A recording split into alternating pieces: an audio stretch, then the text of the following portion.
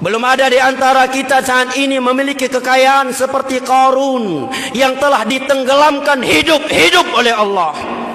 Tiada satu pun di antara kita yang memiliki tahta seperti Namrud, raja nomor 1 di dunia, raja yang paling bengis, yang paling kejam di muka bumi di zaman Nabi Ibrahim. Saking kejam dan bengisnya Namrud, istri Nabi Allah Ibrahim yang bernama Sarah ingin diperkosa olehnya, namun Allah membekukan tangannya. Tahukah kita bagaimana dia dimatikan oleh Allah? Rupanya Namrud mati bukan ditembak oleh sniper, dia mati bukan ditembak oleh pesawat tempur, dia mati bukan ditembak dengan AK-47, dia mati, Allah matikan dia dengan seekor lalat yang masuk ke hidungnya, menembus otaknya, dan sekian lama dia tersiksa dengannya. Setiap harinya dia memukul-mukul kepalanya, meminta kepada rakyatnya untuk mengeluarkan lalat yang telah masuk ke otaknya melalui hidungnya. Ketika lalat masuk ke otaknya melalui hidungnya, dia bukan dalam keadaan sudah stroke, bukan pula dia sudah enggak punya jabatan lagi, bukan pula ketika dia sudah enggak punya anak buah lagi, enggak punya pangkat. Di saat itu masih sebagai raja nomor 1 di dunia. Dia masih sehat, ototnya masih kuat. Allah matikan dia, Allah bunuh dia dengan seekor lalat yang masuk melalui hidungnya, menembus otaknya, dan itu pun tidak langsung dibuat mati oleh Allah Subhanahu wa taala. Akankah kita bersikap sombong dengan dunia yang secuil ini di hadapan Allah? Apalah arti dunia yang kita miliki? Sehebat apapun status sosial kita di dunia ini, kalau kita tidak bertakwa kepada Allah, maka seluruh dunia yang kita miliki tidak bernilai satu sayapnya maupun di hadapan Allah. Nabilah yang telah bersabda, "Lau kanatid dunya tazinu 'inda Allah janaha ba'udhatin lama saqa minhal kafira syurbata ma'." Andai kata dunia beserta isinya ini memiliki nilai satu sayap nyamuk di sisi Allah, maka tiada satupun orang kafir yang mendapatkan air minum seteguk pun. Ini hakikat dunia, jamaah. Maka seluruh mukmin dipanggil oleh Allah di dalam ayat ini. Allah katakan, qu anfusakum wa ahlikum nara.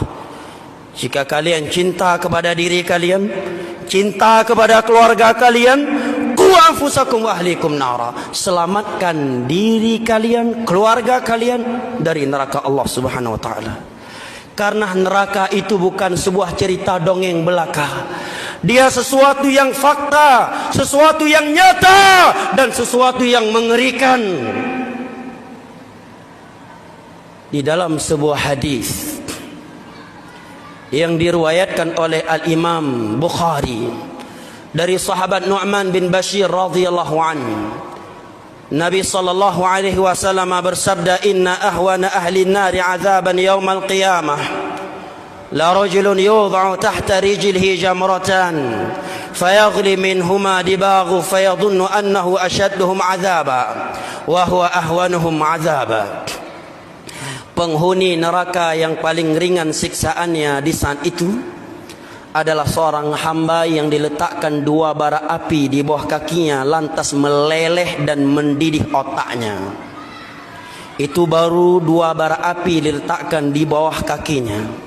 Belum dicelupkan ke dalam mulutnya minuman penghuni neraka, belum dimasukkan ke dalam perutnya kala jengking ular, belum dimasukkan ke dalam mulutnya buah zakum, dia belum dibakar di bawah api neraka, baru diletakkan 2 bara api di bawah kakinya, membuat otaknya meleleh dan mendidih. Dan dia adalah penghuni neraka yang paling ringan siksaannya, bukan yang paling keras. Maka kata Nabi SAW, dengan azab dan siksa tersebut dia menyangka bahwa dirinya adalah penghuni neraka yang paling keras siksaannya. Padahal dia adalah penghuni neraka yang paling ringan siksaannya. Tidak ada siksaan yang lebih ringan dari itu. panasnya api di dunia ini. Kalau kaki yang dibakar, kepala tidak akan ikut hangus. Jangankan kepala, paha saja tidak akan ikut hangus kalau telapak kaki yang terbakar. Beda dengan neraka Allah. Hanya dengan diletakkan 2 bara api di bawah kaki seorang hamba bisa membuat otaknya meleleh dan mendidih. Neraka Allah bukan sebuah cerita dongeng yang tidak ada realitanya. Dia sesuatu yang telah Allah ciptakan, sesuatu yang telah ada, sesuatu yang nyata dan fakta.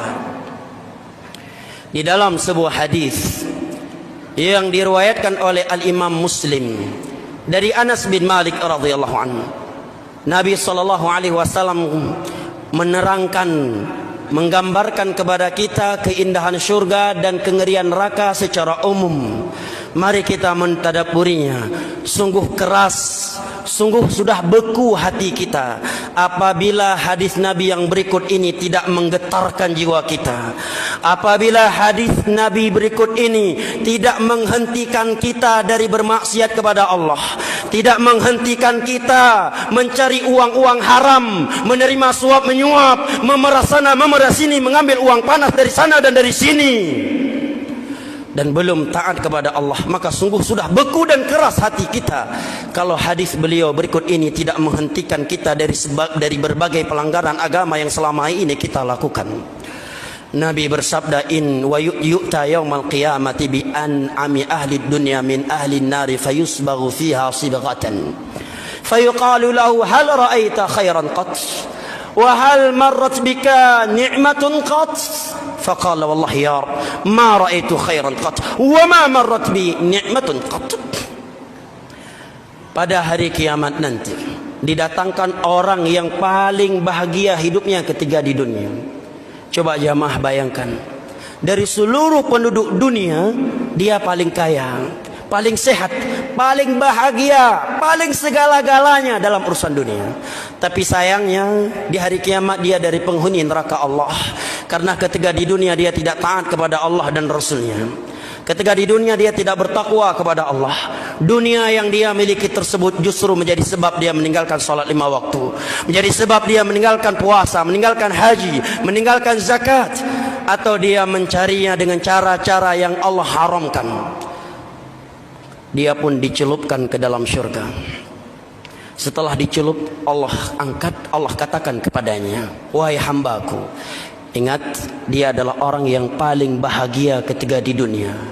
Dari seluruh manusia yang pernah hidup di dunia, dia paling bahagia. Dia paling sempurna dunianya. Setelah dicelup ke dalam neraka, diangkat, Allah katakan kepadanya, wahai hambaku. Sekali lagi, dia adalah hamba yang paling bahagia di dunia. Pangkat paling tinggi, tiada yang lebih tinggi dari dia. Kesehatan paling sempurna, kekayaan paling kaya.